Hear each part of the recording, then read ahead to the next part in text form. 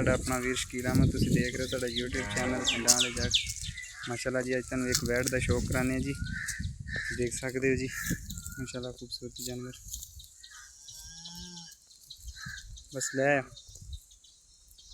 आजम भाई ये की है, किस तरह मुँह किस तरह जी? मुँह धोंदी है। हाँ जी, कितने दिन हो गए सूई नूं? महीने दे। ते दुध दा की तुसी दुध शुद्ध किन्ना के दा? 3 किलो एक टाइम दा।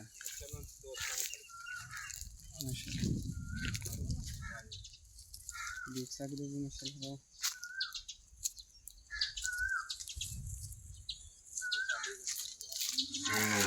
जी इधर मगर ए जी बच्चा है। अच्छा जी माशाल्लाह मगर जी इन्हें भी खोल के जरा माड़ा जी थोड़ा दिखा दे। एक किन्ने के चेर काटती है? 20-25 दिन। मुँह किस तरह है? मुँह जवान बस ले ये किन्ने पैसे ने जी? बस डिमांड तुसी दस दो ना वीडियो च, अगर किसी नूं 3.5 लाख रुपया 3.5 लाख रुपया जी डिमांड है इस जानवर की। ते परले दी कितनी डिमांड है? 3 लाख 30। अगर जोड़े का की कितने पैसे मांगते हो?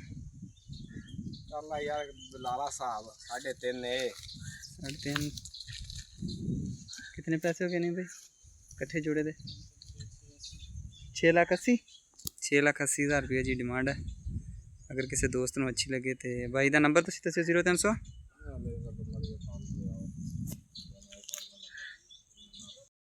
0300 298 38 253 ये जी मोबाइल नंबर है। अगर किसी दोस्त को चंगियां लगन तो साथ रब्ता भी कर सकते।